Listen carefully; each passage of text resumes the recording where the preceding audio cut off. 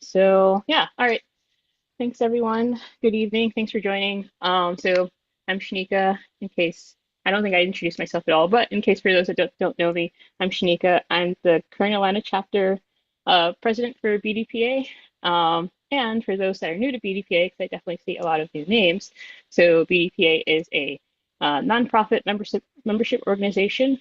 Like our focus area is technology. So BDPA's motto is from the classroom to the boardroom. Um, Throughout the year, we provide STEM programming for two students, so middle school, essentially middle school to high school students. Um, and we're actually wrapping up pretty soon in a couple of weeks. The This year we've had kind of a research section, we've had the web development section, and we've had esports this year. This year's first year for esports. At the conference last year, there was an esports competition, so this was kind of growing from that, I guess, hype that was building, and actually also teaching the students some web, not web, but game development practices. So in addition to the STEM programming, we also have our monthly sessions, which this is here. So on the third Wednesday of the month, Unity, I don't know, but Oh, something to follow up with. So actually, so if people are interested in, I guess, volunteering and you're local to the area, we're having an in-person session at the John Hope Center, a community center downtown, this Saturday. So it'd be a way to one, like interact with the instructor, hopefully the instructor that does the esports, but also just interacting with the students that have been doing like the esports learning this year, and then also some of the other volunteers. So plug for that for people that kind of want to see. I guess what's kind of happening with that STEM programming there and some of the volunteers and students. Um, so the STEM programming, in addition to that, I guess you'd say, like I said, the monthly meeting that we have, which is usually the third Wednesday of the month, we'll actually be skipping next month's meeting for in place of the conference, which is coming up July 31st to I believe August 3rd. So in addition to various technical topics that will be discussed. There will be opportunities to network. So I know there's a couple, I think happy hours. I think there's a code sipper Pete. So that's coming back to Atlanta again for in time for the conference there. And I don't know if I said career fair as well. So even if you're not currently looking for an opportunity, there's a I guess why not like check it out. So so conference is coming up. I can drop links to that as well. Um, I guess one thing wanted to give a shout out to some of our sponsors that have been helping us out throughout the year. So we don't have John this evening, John Verre with Motion Recruitment, but they've been helping us out with a lot of speakers throughout the year. State Farm's also been a big sponsor for the for us locally. And I think with that, I'll introduce our speaker. So Victoria Wallace. So I know also by way of State Farm, but let me grab that bio. Um, so Victoria, our speaker for this evening, is a 2015 honors graduate from Georgia State University, also my alma mater. She is a speaker and innovative leader with 8+ years of IT and Fortune 50 experience. She excels in executing startup and new initiative visions. Her successful track record spans industries such as insurance, international business development, and manufacturing. Victoria is also a Girl Scout Gold Award recipient, AmeriCorps alum, and founding board member of Women Lead, a collegiate organization dedicated to advancing women's leadership. And I've kind of volunteered with Women Lead a little bit too. So, um, ways to get plugged in if you're interested. So, with that, I'll hand it over to Victoria for our topic for this evening. All right. Hello, everyone. All right. Give me a quick shout if you can see this. It should be popping up for you just now. Yes. looks good. Awesome. Wonderful. Okay. Thank you, Shanika. I very much appreciate that. So it's always fun to see familiar faces, especially coming back to Atlanta. It's like coming back home, you know? You just never know who you're going to run into, who you're going to see. And, it's that good Southern hospitality. As Shanika mentioned, my name is Victoria Wallace, and I am currently, I am leading a team of 32. I grew in scope overnight, 32 people for this summer on this assignment that I have. But my other job prior to that was in IT research. So part of what I've done for the last several years specifically is within the innovation space. And I reside in California most days if I'm not globe trotting somewhere else, which those on the call know that I'm usually always somewhere checking out something new. But that's because the world is meant to be explored. And you see a lot of things when you're in the Bay Area. So what I've learned from startups is always be looking. Get outside of the four walls, see what's going on, understand what's coming, and then therefore you can prepare. In the case of Silicon Valley, it's creating a startup. And when I mean everyone, everyone has a startup. When they say they're in pre-seed phase, it means they have nothing but maybe the back of a napkin. So it's been an exciting place, but it really tunes me into what's going on, what's coming, and stuff of that nature. So, the topic for today is vector databases. We've all heard about AI. We've probably to nauseum, and there's so many different aspects to it. But if you really want to understand what's coming, take a look at what's underneath powering it all. And one of those things is vector databases. So, for today, we'll cover four main areas.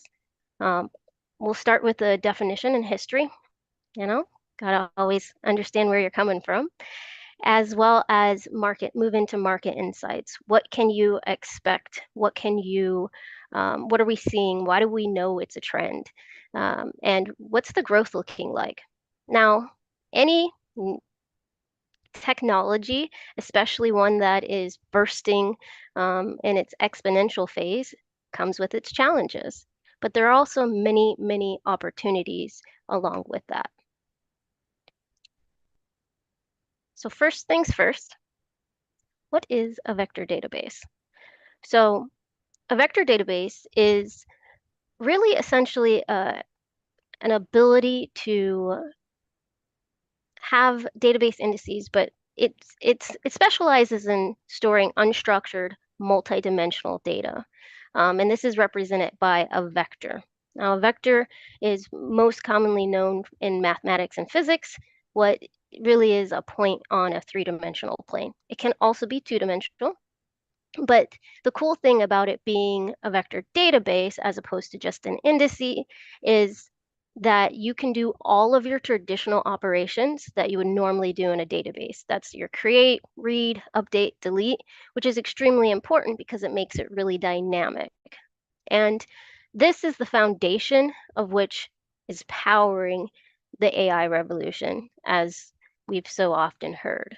But the reason being is because when we think about what AI needs to be successful, it needs huge amounts of data, but not just your typical column-based structured data. You need dimensional data, and that's really how you are able to define the patterns and the behaviors and create those insights. Now, we'll dive a little bit into that. So throughout the presentation, you'll hear about the AI applications here.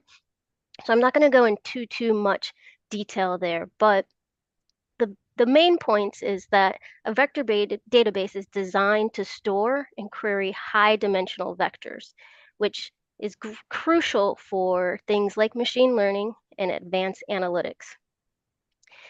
It's it's one of the things that you'll see as the go-to because it really fast tracks things called similarity searches and helps with really efficient data storage for this type of data.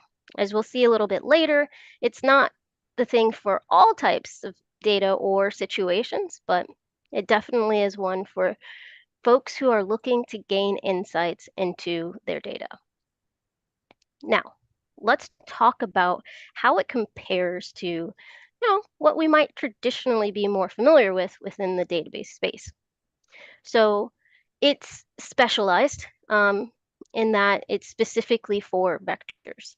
And as you can see, right, when you have your traditional, it's usually, you have your tables, your columns, and you have very specific exact match values. In this case, if you look all the way to the right, the vector database really is about similarity. So where are there overlaps? And because it is a vector, which a bit of graphical, you can cluster things together, and that's how you define the similarities within your query. Whew. So, um, yeah, the thing is that it's not going to just simply be your static content, but it's really meant for that unstructured data. And as we all know, we might have heard when it comes to the the past key phrases of big data or data lake or all of these things, the difficulty is what do we do with all of the unstructured data that we have? So vector databases differ from traditional databases in that it can consume a variety of information types, data types. So text, images, audio, all of the things that contextually provide meaning to the world that we live in. And therefore, meaning translate that meaning to the devices, the computers, and the applications that we use, so that it can perform its job and really create that personalized application or site that we all want, that experience that's personalized. It's all based on vector databases. The other aspects to it is that it gets really good at the data modeling as well as the analytics because you can really see insights because it's able to handle such large volume of data and create those patterns. Okay, let's break that down a little bit more, right? When we talk about a traditional database, the golden child there is your SQL database, right?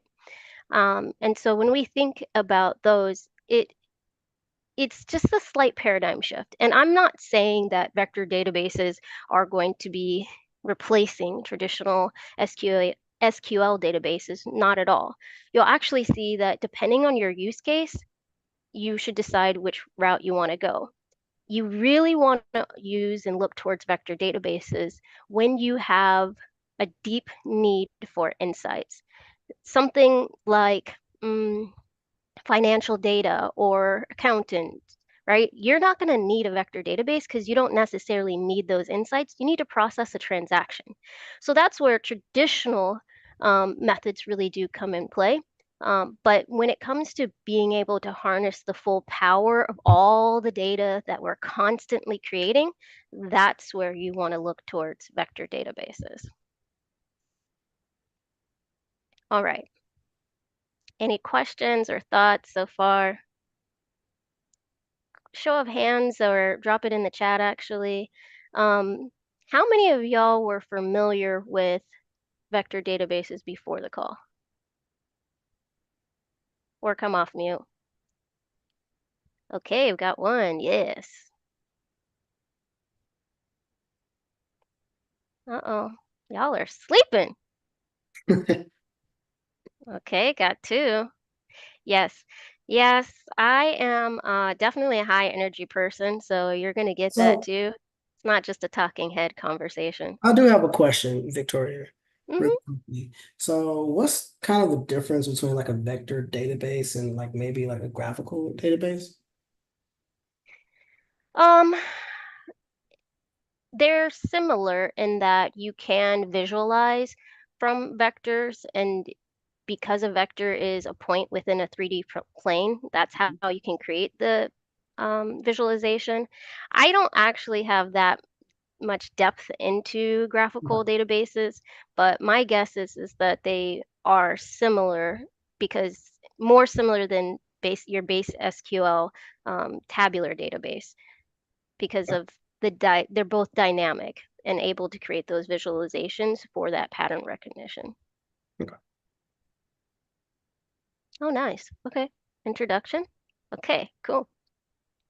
One of my friends she calls me a kindergarten teacher because she says I explain everything and over explain. So just getting a feel for the virtual room here helps make sure I don't go in too far and explaining too much.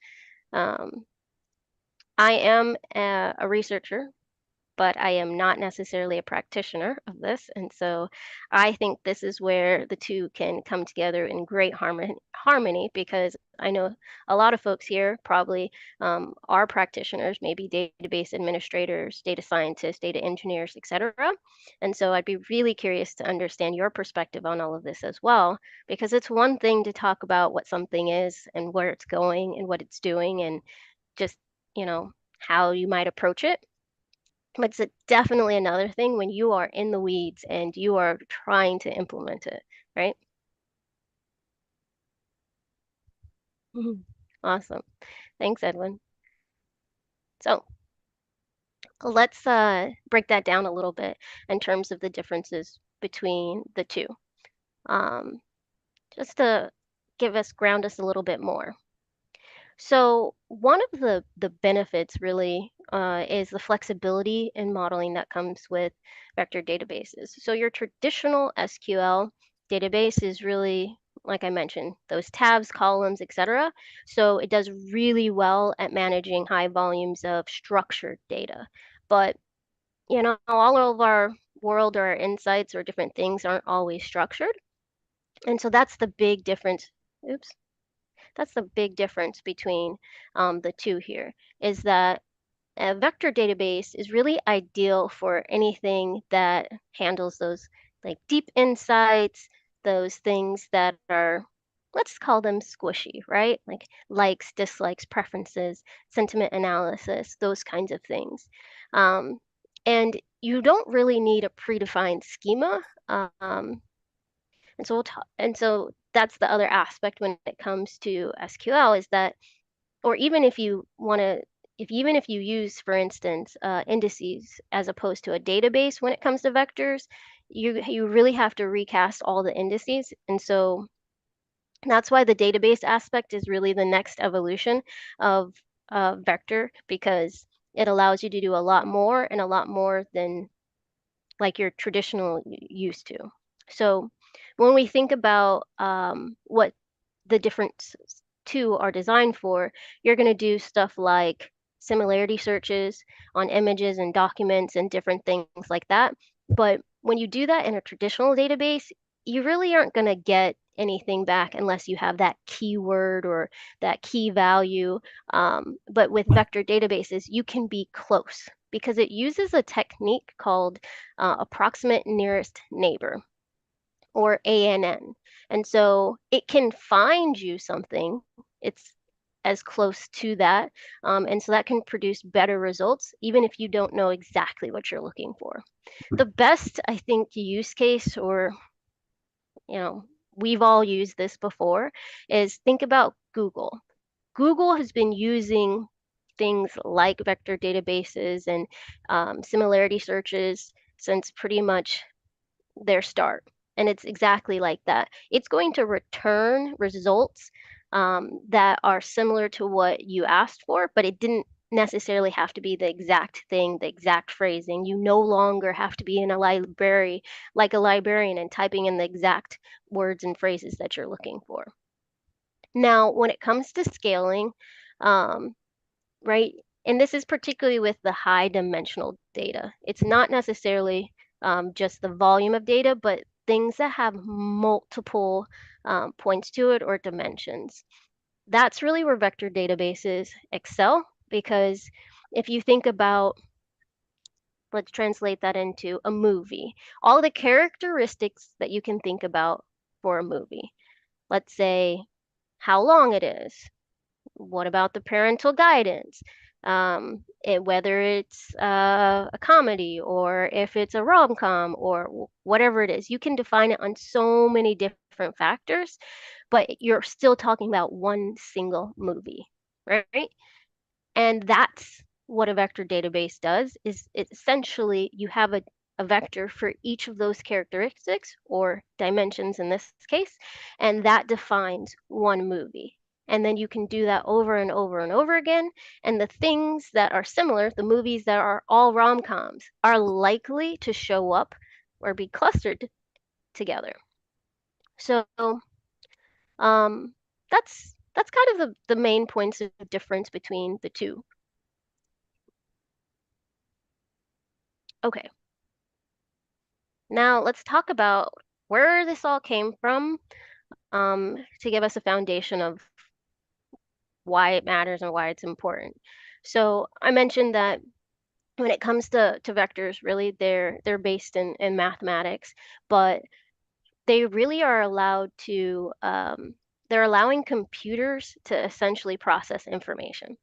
So how that bit of it works is a vector is, for any of the engineers out there, you can kind of think about it like an array. Like when you see a vector, you're going to think it just looks like an array of numbers, because that's really what it is. It's translating characteristics into numbered values so that calculations can be performed.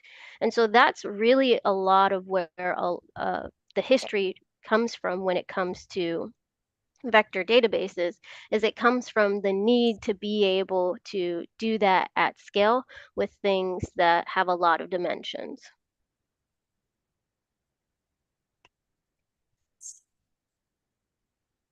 Doo, doo, doo. Cool. So the first model came about in about the late 70s, and around between the late 70s and the 80s, and really is about indexing for that high dimensional things. So one of the things that's extremely complex, and we've been working on it for a long time and have made great strides in, is DNA sequencing. And as you also know, it is a very well-funded area as well. And so that's some of the foundations of vector databases. They've actually prototyped the first one because they needed to be able to handle the complexities of DNA sequencing. And then from there came optimization. The periods between like the 80s and the 90s was probably insignificant to most.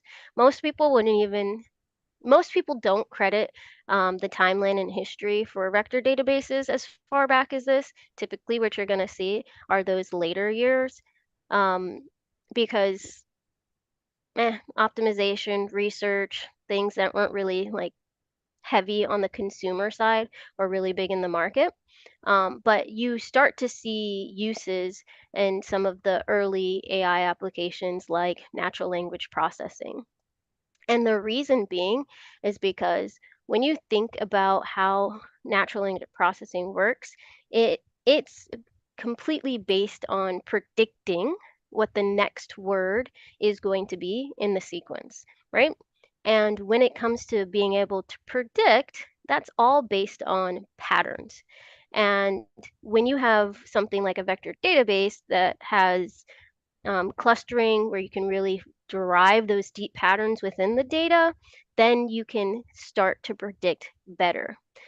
There's also an ability to vectorize context, and that's a really key difference between whether the applications that use NLP can understand us conversationally and not, or whether you use ChatGPT and it spits back something that completely doesn't make sense because there's three different versions of there, and there. They own it over there, all those kinds of things. But within context, you can figure out what someone is talking about as human beings, and then um, vector databases, because of the similarity search aspects, help computers figure out what the heck we're talking about.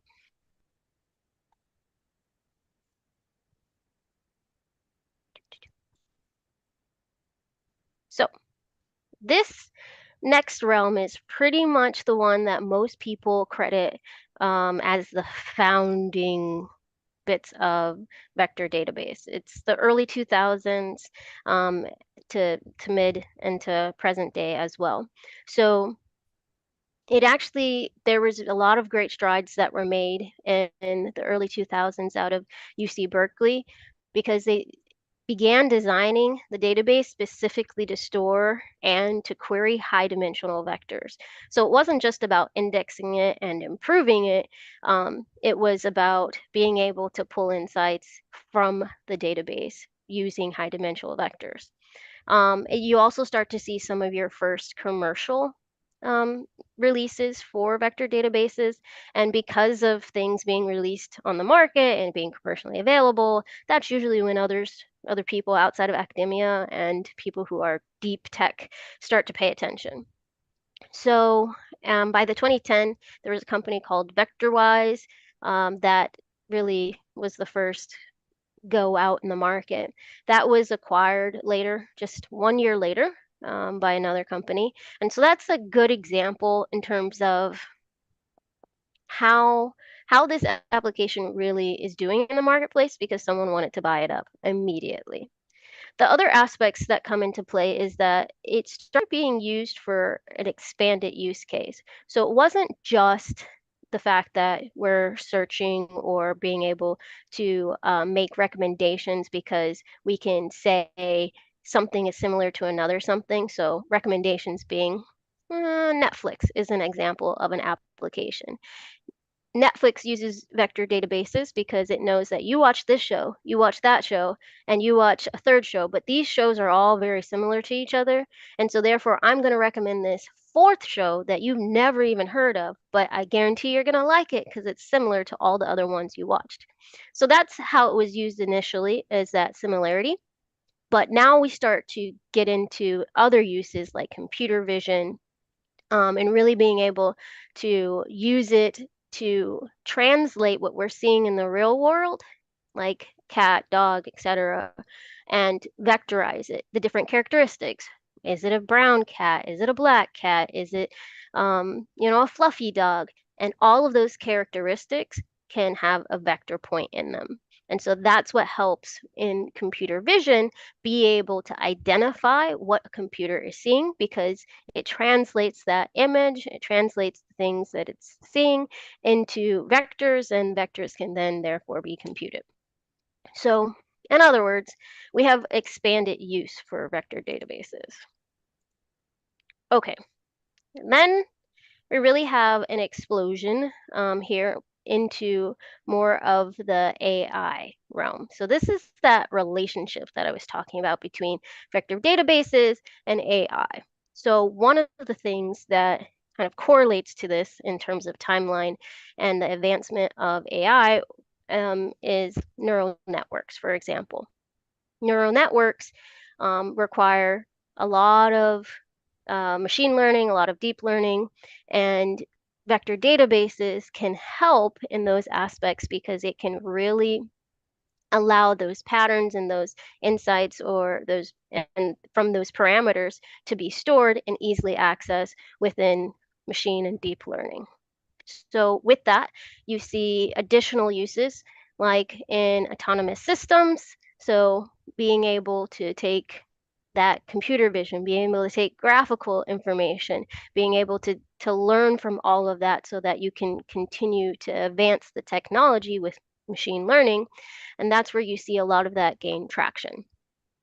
And finally, kind of full circle, is really what's gonna take off from an industry perspective is is how this can be used and applied or be a foundation for advancing like biomedicine, healthcare, all of that. But it's not limited to that. I just thought it was an interesting insight that here we are, flash forward, we started in one place and now the area that is gaining a lot of traction today is also the same area in which it started with. All right. Cool. So I touched on this. Yeah, go ahead. Hey, Hande. Oh, hey, Victoria, and sorry, your camera is dead on this computer, so I can't show my face. Two questions really. So, my first question is for a vector database, assuming it's not the same as your traditional database, right? How Correct. is it if because I'm the guy, for example, right, that spins up database databases for the database team who's going to store data and create schemas. Mhm. So I'll, spin one up to add RAM or storage or space or whatever specs that they require. If I'm going to spin up a vector database, does that mean giving it like a high-end GPU, for image processing? Are there specific requirements that I have to give it to be able to kind of produce the kind of images, right, that we want to do research for? And then the second question is, I took an AI cert in April for the Azure AI 900. And one of the things he talked about was how AI is really, really good when it comes to searching, like you talked about similarities, like similar images, or being able to kind of diagnose.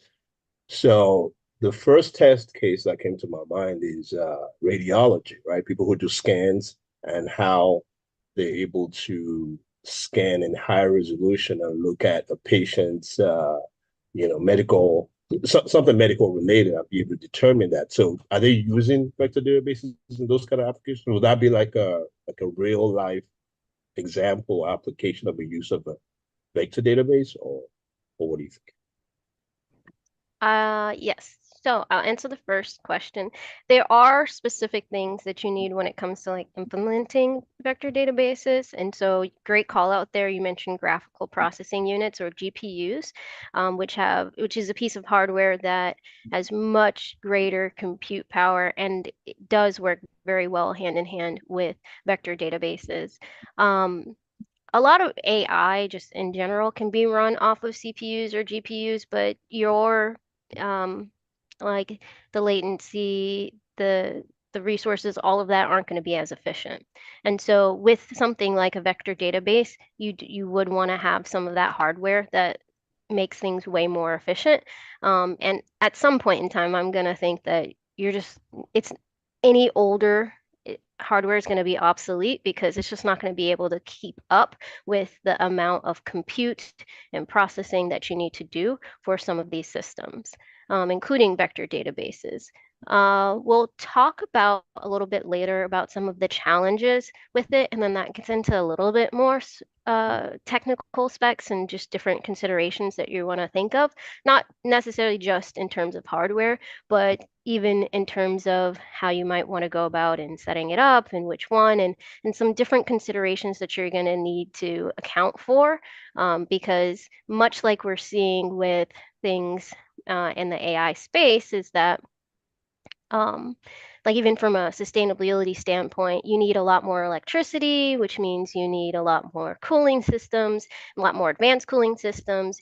You need to also do aspects in terms of that load balancing, because one of the things that's an advantage for vector databases is that you can compute across multiple nodes.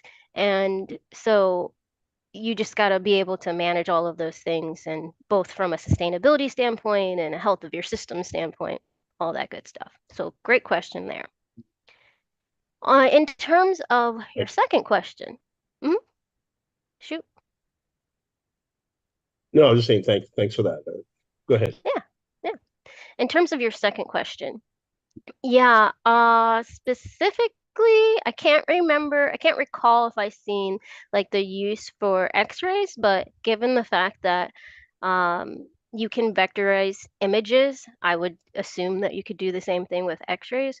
What I have seen in some of the research is just the ability to create a holistic picture across all of the health domains by being able to um, create dimensions for an individual or a group of individuals that are specific to them. And so that's one of the benefits of a vector database in the healthcare space, is because you can now have greater personalization. And with greater personalization, then you can get more tailored medicine, et cetera. So in terms of use case there in the health sphere. Let me think. Um, Yeah, that's a bit of what came to mind. Yeah, mostly in terms of like the DNA sequencing and how complex that is, but also in terms of like patient data management are the two big applications there. And then some of the other ones, like retail, I kind of alluded to this a little bit already, but think of Amazon. One of the things that Amazon does is they'll recommend products um, after you've been searching one product. A lot of that is based on the use of vector databases because it's paying attention to your habits, your behaviors, and then being able to cluster that and determine a recommendation due to that similarity search capability. You'll also see it in terms of uh, uses in terms of customer sentiment analysis. You see that a lot. So pulling in all those multiple data points, whether that's from cookies or otherwise, and being able to understand how people feel about certain things. So you see applications there. And then when it comes to finance, the big one or insurance, right? But the big one there is fraud detection. So by paying attention and vectorizing fraud instances and really being able to drive deep, insightful patterns based on that, then you can start to get a profile of what does fraud look like when it's happening real time. And that's another aspect of vector databases is that it really allows applications to process information that they're getting more real time. So let's take an example, a network of ATMs, they all have a ton of information, and whether that's, sent back to the cloud or at, you know, at the node, right? They all have a bunch of information, whether they have sensors or security cameras or whatever it is, they have a ton of different things. Well, you can combine all of that stuff together and create insights from that. And so that's how it really helps by understanding what are the patterns that are abnormal. And technology, we've talked about that a lot. There's a ton that in the AI space that's really driving it um, in terms of that. And graphics and analytics, that's the big one from a tech standpoint. Cool. So with that, let's talk about the market. I was a business major background, and so these are probably my favorite sections, is talking about the market or follow the money, so to speak. At a high level, um, essentially, and I guess it's no surprise, a trend is probably going to be going up in terms of demand, money, all of that. But what we have from a market perspective is increased demand. A lot of that is largely driven by AI. And so we know that a lot of money has gone into it from an investment perspective, even when most investors and investments, VC funds, et cetera, have actually pulled back this last year in terms of funding due to high interest rates and all of that. But the one area that has not seen a drawback, but actually like a double down, triple down, quadruple, 100x down is the AI tech space. And if you've noticed, any and everything is slapping .ai, ChatGPT on. And for those who are using it or creating new products or services, um, not just using the ChatGPT API, calling that, but for those who are creating new products and services, that's really the ones who are driving the demand for vector databases. We'll see a little bit later, but 70% of AI companies are using vector databases to support their AI applications.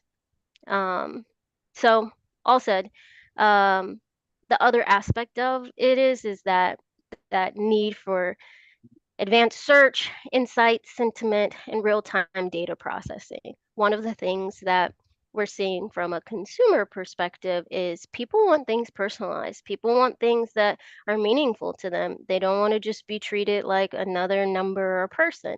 And so you start seeing companies who are paying attention to their customers, who are personalizing things, really succeeding in the marketplace in whatever domain they're in. And so, in order to facilitate that, the tech is always behind it. You need things that are able to do that. Um, and provide those real-time customized insights. Okay, so who is in the market? Market map. Yeah. So there are a number of different um, routes that you can go, right? And what we're starting to see more of in terms of, more open source and things that are going serverless and are in the cloud and stuff of that nature. So I'm going to call out a few of them. So the big kind of player there is Pinecone. That is a market leader for vector databases, particularly for a lot of the capabilities it offers. And then Milvus is, one of the open source options. It's very versatile. You can process large scale vector management, and we'll get into vector management in a bit. But then you've seen like some traditional, or not traditional, but like early players in it. Speaking of like targeted marketing and behavior insights, and I might be saying this wrong, FAISS, FAISS, is Facebook's. That's what they use a lot to make money off of you, essentially. But right, to understand you and your behaviors and what's going on, and then sell that to advertisers. And so all of those things. But essentially, um, the shift has been in the advancement and innovation because of some of that open source and that community driven, as opposed to just the commercial databases. And that's really important because that open source bit is really what makes it way more accessible. So my guess is we'll start to see a lot more products and services hit the market for businesses and customers and B2B and all that good stuff because of the trend towards open source accessibility.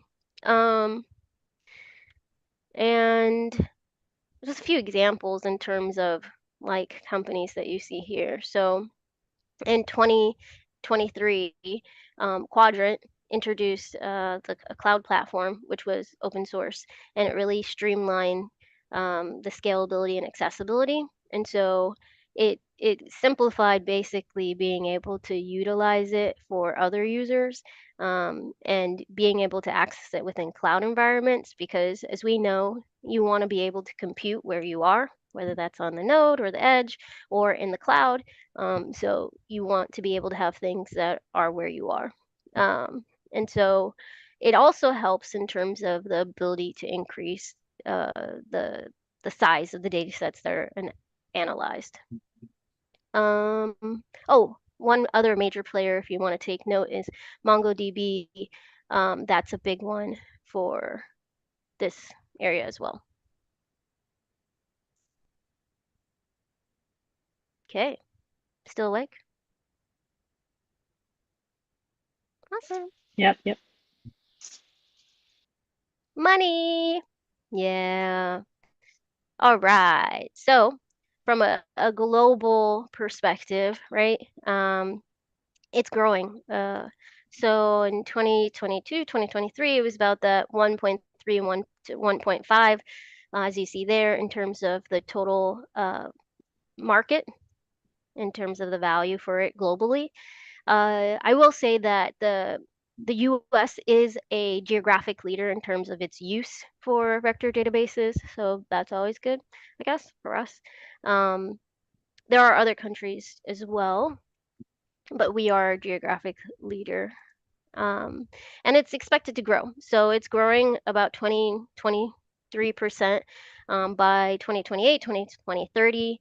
And so up towards that, 4.3 billion mark and even more beyond that. So there are some estimates that put it at 10.4 by 2032. I think that, like anything, it's everybody's guess, but they're projecting it to grow, and that's the main point. And that's over the next, what are we, 6, 7, 10 years, right? Or less. Um, a lot of that is driven by the demand from media and entertainment, healthcare, all of those industries that I mentioned before, who are really adopting AI. And because AI 70% and more use vector databases as their solution for the machine learning, the NLP, the large language models, etc. You're going to continue to see growth within databases, particularly vector databases. And data centers too, actually. There's a lot of research on that and what's happening there. And let's see. Yeah, all the big companies, name dropping Netflix, Amazon, Spotify, Google, they all have been using it. It's nothing new for them. But now you're going to see a lot of other players who are using it as they want to compete in the AI driven space and market. The other aspects here is about jobs and growth and all of those things. So the technology space has definitely scaled back in terms of the number of jobs out there or the layoffs and all those things. So I think it's always helpful and important to key into where is their demand and what's growing. So when we think about database administrators or DBAs, right, it's projected for an 8% growth rate by the Bureau of Labor Statistics. So that is specific to the US, not global. So that's over 10,000 expected openings over the next 6-7 years as well. And what we're really going to see, where we're going to see those jobs is a lot in terms of the solution segment. So think about people um, who manage databases, who set them up. You're also going to see a few more products that come up. So that service solution segment, and then specifically to natural language processing with the advancement of the models that we have there and large language models, et cetera, you're going to see a lot of more demand. So in the last 1 or 2 years, that's actually been the leader of where you're seeing the demand in terms of areas.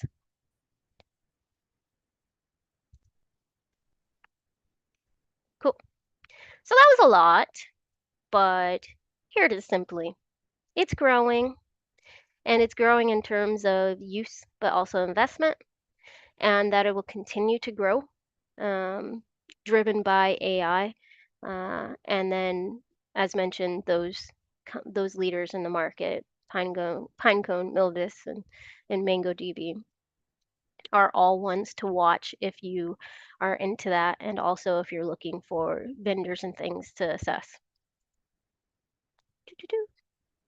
Okay, so let's talk about, can I maybe come off mute or drop in the chat? What are folks' roles here? Are we more on the administrator side? Or are we driving that strategic direction? Sales operations. Nice. Sales operations. So looking at what to sell. Yeah. Let's see. Yep. Software.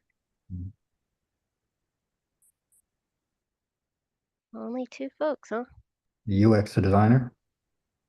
Oh, nice. Mhm. I always love that area. Oh, see, yep. Solutions architect. This will be helpful.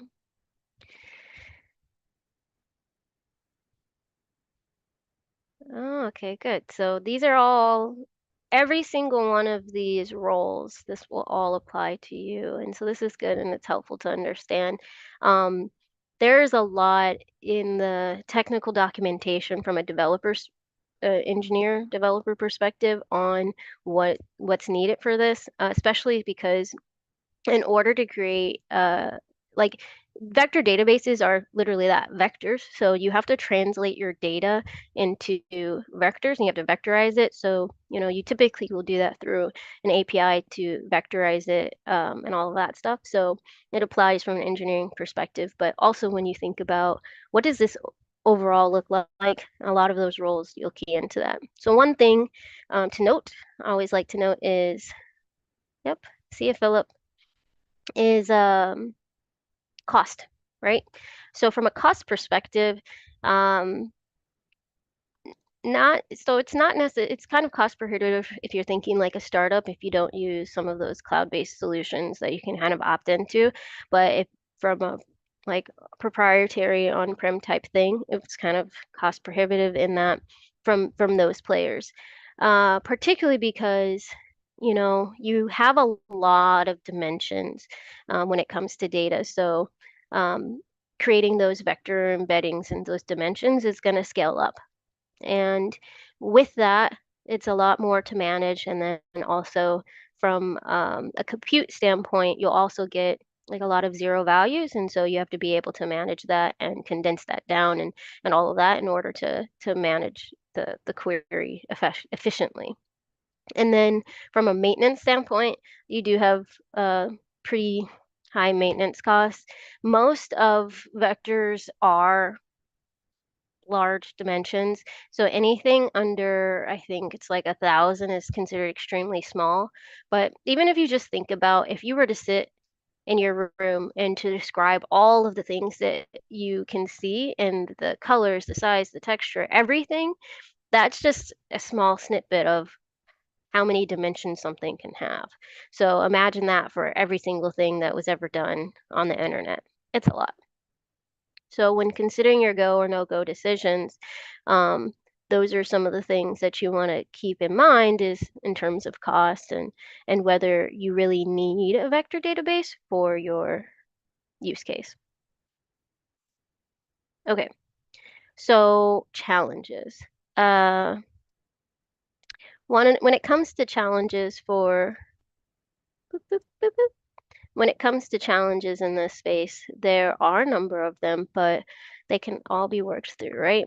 And so one of them is the complexities of it.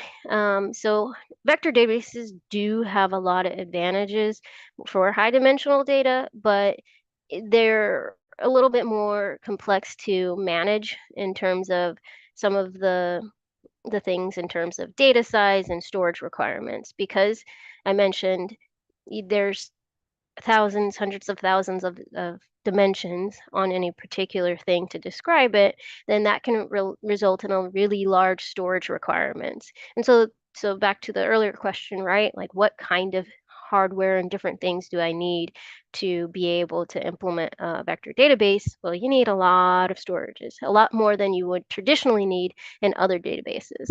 Um, and so it can be very resource intensive, which will increase your infrastructure costs. And then when it comes to querying, right? So you have to, you're using different things than you would normally use, like similarity search and different things like ANN, approximate nearest neighbor, and that can be really intricate as far as a lot of the performance optimization techniques that you need to use as well in order to optimize the query and the performance and deal with latency and accuracy as well. So it relies, the other aspect of it is it relies a lot on indexing because like you have a vector, but then you have a query and then you will also vectorize the query because then it can create more patterns. And so that can be very intricate. Um, so from a computation perspective, there's a lot more impact there because of needing to manage that query performance. And then of course, learning curve, right? So switching from the fan favorite of SQL, those traditional databases, right? Like if you look at Access in Excel, you can understand conceptually what a database is pretty easily. It's pretty accessible. Whereas vectors are not as accessible if you think about, well, it's not just a number in a table, it's a point on a graph that represents a specific thing, but that it's translated into a number, right? Like even conceptually, it's a lot more to understand in terms of what's needed from a DBA or database administrator and engineer perspective. So you have to understand a little bit more in terms of the intricacies of the data structures and techniques for indexing, and that can take time. Data quality and processing. Um, so you really want to be careful in some of the queries and searches you do because that's going to, you need to do more pre-processing and normalizing with that. And that can be time consuming. Um, infrastructure or ecosystem, right? That's another drawback. So it's not necessarily like depending on your infrastructure, you can't just kind of plug and play because it just requires more efficient, more advanced hardware, etc. So um, there's that as well. And then the big one is scalability. So as you can imagine, these things can grow very big, very fast. And so you have to have, I guess, experience in being able to manage and handle extremely large data sets, and that can present its challenges, especially if you haven't performed at that scale. You're talking about, multiple hundreds of thousands X on any given thing. So that's just a number of different things to consider in terms of the challenges. But again, all of these have challenges are just to make you grow and be stronger. So when it comes to them, of course, people are always going to be your best starting point. Um, so I always suggest for people to start there. Like, make sure that people are familiar with what these things are, what they are, and conceptually, and as well as in practice, because really you want them when you need to have insights and when you need to perform searches that create insights. And we're talking about deep, meaningful insights. And so that's really where you're going to use them in those cases. And so when you have a team of data scientists and engineers who are familiar with this, that's really where you get a lot of value from a business insights perspective, a customer insights perspective, a performance optimization, prod, et cetera, all of the things that we've talked about. And then vector databases aren't as hairy or scary as some of the, pardon me, some of the things that are needed in other AI spaces, right? Where you need deep understanding of machine learning and what neural networks are and when to use what's, and they can all have their own deep domains as well. So that is essentially some of the things, but there's also a bunch of advantages, right? So we talked about high dimensional data, or I like to just say things that are very complex, um, things that if you really need to understand those insights, like being able to perform those searches efficiently, but also having flexibility in terms of the data modeling. So you're not really bound by predefined schemas and things of that nature. You can like flex up and flex down as needed without having to reorchestrate everything or re-index everything or create new schemas, etc. So, and you could do this particularly over a lot of different data types, which is the biggest difference. And you could do that very effortlessly. And then there's an increase in terms of accuracy because of the ability to pull in all of those things and then define patterns for them. And so you have greater accuracy in terms of preferences and sentiment and patterns. And when you have greater accuracy in those things, you can do better and perform better. And then in terms of ultimately, this is about competitive edge. You don't want to be left behind in terms of your insights and being able to compete.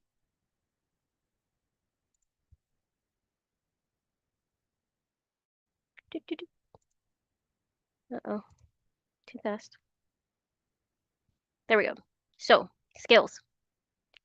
As I mentioned, people are your best starting point, but what skills specifically will help people and therefore organizations, etc., perform well? Similar to what we've seen, ability to understand Python, but you also need things like Java and C++, deeper understanding in terms of algorithms, but particularly new in this space is the vector embeddings. As I mentioned, how to create them, what they mean, how do you know if something's wrong, but also in terms of performance. So you really need to lean into understanding how to index and how to optimize and be able to get those queries to work right. Um, that also starts with like different designs, and we'll get into some of the things in terms of where to start and what what flavor vector database you need. And then again, being able to deal with scale and large volumes of data, that's extremely important. Um, and then familiarity with different open source solutions that are out there is always going to be helpful for you, even if you do have an on-prem solution. You really want to be able to play with what's out there that's being driven by the community to stay ahead of from a skills standpoint. Cool. So you've decided, hey, I want a vector database. So this is a little roadmap in terms of how you might be able to go about it or how you might be able to influence those in terms of being able to do it. So you've determined that there's a need to have deep insight. So the first things first, you want to figure out why you need it, what your use case is, and really understand what's needed from a performance and scalability perspective. But let's not forget compatibility with existing technology. Yeah? Shoot. Hey, Edwin. Oh, sorry. So would you say that it's more DBAs that convert to or expand their skill set to work traditional SQL DBAs expand their skill set to work in vector databases, or is it more developers or non-SQL specific people that migrate to using vector databases? Yeah. I think it would be a partnership between, you definitely need to have engineers in the mix, but I can see that from a reskilling perspective, it would be more reskilling in terms of DBAs. Okay. Or in particular, it probably has a heavy emphasis with data scientists in terms of the visualization. So depending on where you are in the funnel of it, right? Like after in the setup of it, you're going to have more on your DBAs and your engineers. In terms of the usefulness of the insights and the visualization, you're going to have more later funnel with the data scientists. Okay. And a related question is vector databases or these platforms, they more self-contained, or is it similar to SQL in that, the database is kind of one thing and how you access the database, those tools are different, like DB Visualizer to access your SQL databases of different flavors. Is vector similar, or is it kind of like you log into one thing and the way your UI and the data is one thing? You cut out a little bit, and I don't know if that was just on my end, but I did hear some of your question. And while I would love to be able to answer it, that is deeper than my knowledge, and I do not want to lead you astray. No, it's all good. Just That's wondering a very as much a far as practitioner question. the access point, right? Like, some people prefer SQL Server, some people they'd rather use Squirrel to access the databases. So the databases kind of live as their own thing, independent of how you interface with it. So just wondering if vector databases are similar, or is it kind of you just log into it and everything is there like a SaaS application? Got it. Yeah, let me take that question down. I mean, it's definitely something worth exploring. So great question, good ask. Hey Victoria, we talked a lot about the performance of it, but how about the availability? Does it still have the same high availability characteristics of like the traditional database um, replication, failover? Does it still have those same tools? Is there bottlenecks around that and lag? How is Hold that on. addressed in vector databases? Okay. I think it's on my end. Would you mind repeating the question, please? So you talked a lot about performance, okay, but you didn't speak much about how it how it addresses high availability, like replication and Yeah, failover. Does it have the same characteristics as traditional databases? it does. And you're also going to do that in terms of like across variable nodes. So you're going to have your replication across them, but also in terms of your process and compute, just in case one node fails. So you're going to have an additional aspects to that. But in terms of like, if you're talking about backing up your data and like disaster awareness and all of that good stuff, yeah, it would still apply the same way. The same, you would manage your data the same way because you want to protect it in case anything happens. But from a processing standpoint, you're also going to be able to have additional capabilities across nodes. Okay, so you could have like a read node and a write node. And that'll be real-time replication for like high availability rather than disaster. Hmm. That's like traditional databases like Google Cloud's SQL or something like that. They have read replicas, write replicas, kind of to optimize performance and help with cost. Yep, don't know the answer to that either. I wish I did. I'm honest about what I don't know. But great questions. Read write replicas. Yeah, you're gonna most of what I've seen in terms of the research is really about the compute and processing and ability to query. Got it. I don't, Awesome. Thank you, Victor. yeah. Not to dissuade the questions. I love the questions because that's how I grow. And then I'll have the answers ready for next time. So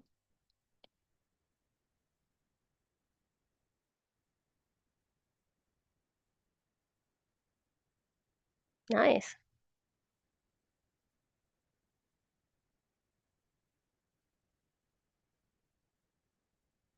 Cool. We did lose your screen share, Victoria. I'm not sure if you're saying you're having some network troubles. Oh yeah, it's probably my internet. Which is unfortunate, but when you're in multiple places, I have my MiFi device. We need to switch up. And I stopped the presentation to help with it. So let me re-present.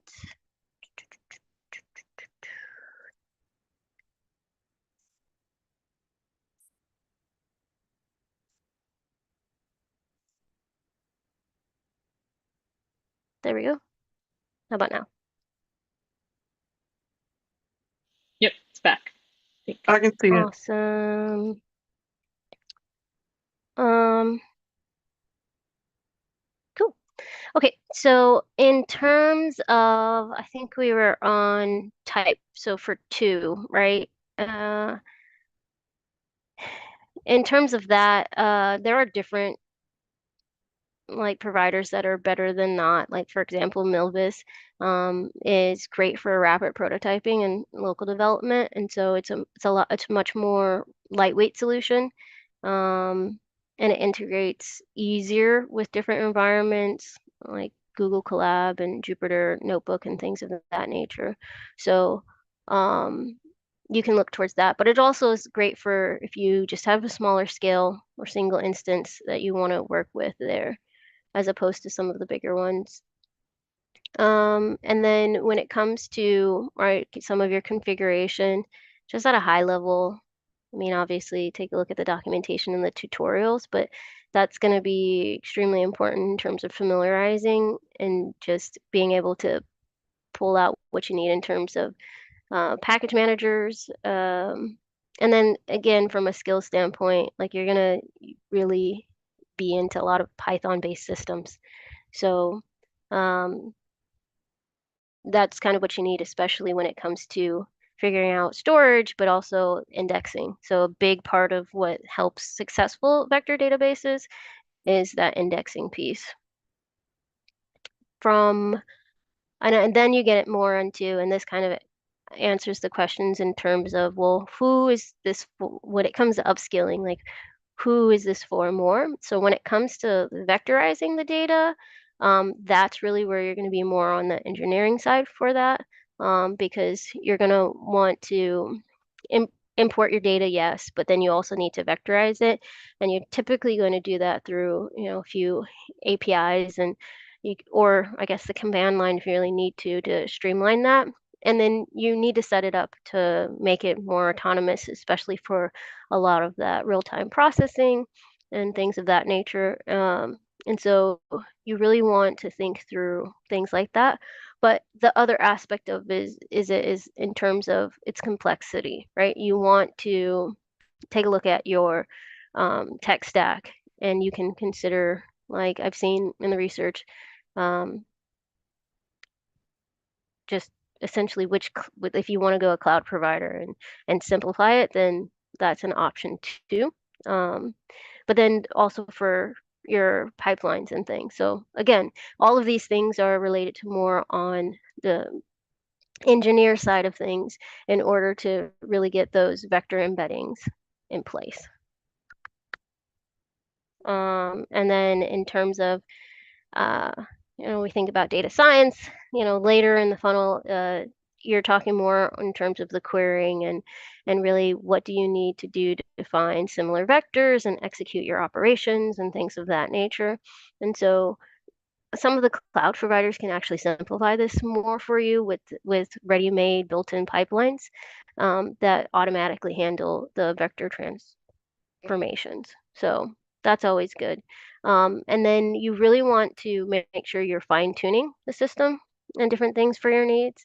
Um, and when it comes to fine tuning, right, you always want to monitor and optimize for performance. So as we mentioned, because of the scale and the volume, you can really run into issues from a system standpoint on that end. And so you want to have things in place from your monitoring perspective about what's going on, and also specifically in regards to your queries as well, whether they're efficient and working, but also in terms of your systems and making sure they're healthy.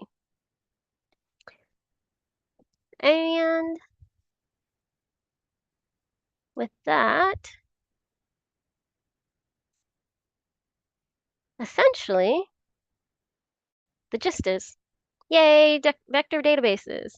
If you really need to have insights and to be able to perform searches that provide deep insights, that's where you're going to lean into vector databases. And honestly, this is really here to stay. It's been a foundation since the beginning, and as we lean more into an AI-enabled future, it's only going to grow more and more.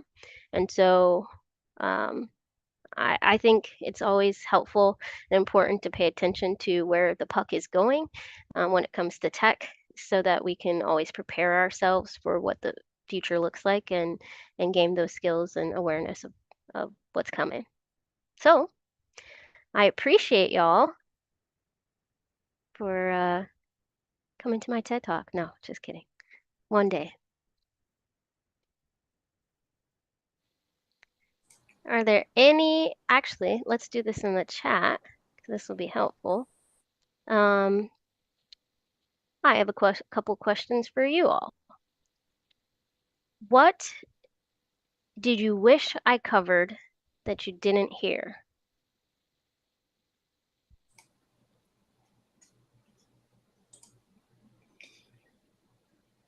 The vectorizing piece. Sorry if I violated by not typing it, but I think the vectorizing your data is super interesting. And yeah, if deeper dive into that would be cool. Okay. Love it. And I don't mind typing. This is my introduction to vector, so all very good. I was able to pick up on a lot of the things that you were talking about, even though it's my first time. So, great job on, introducing the topic, and we appreciate the talk today. Yeah, thanks. Glad it landed.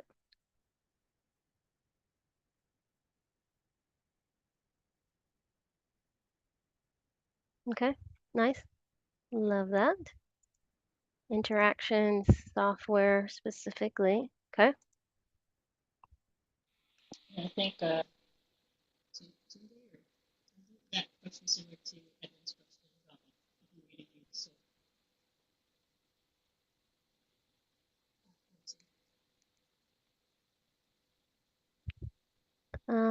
more time, Shanika. Oh, sorry, I'm just reading comments. So, Oh, okay. Yeah, Shanika, your audio was super low, on, at least on my end. really? Okay. Yeah. Um, I don't know if I can get anything. I can switch mics. My computer speaker is not great. Still too low. Yeah, I can't hear you. Thanks for the validation, Edwin. I was thinking it's me because I'm like, oh, it's always me, my internet. But nope, not me this time. Thanks, Shanika. I appreciate it. So It I'm was glad all someone that. else is having problems. It was those large volumes of vector data overwhelmed your connection earlier. Exactly. You didn't optimize. Exactly. Okay. So more into the practical, more in the deep, okay, it's technical information. So got it. Awesome. All good stuff. Without violating any safe harbor statements or proprietary stuff, Victoria, like, can you share some of what you're using at your companies, or what you're thinking about using Um, vector platform wise? I cannot share that aspect, but what I can say is that anyone who is using AI to derive insights is going to be using a vector database. Now, which type and from which company, it depends Yeah, on their needs. Same with us. But what I will say is that we have a very complex volume of information that's text based, right? So if you think about needing to be able to navigate something as complex as insurance, and then allowing people to do that very easily, knowledge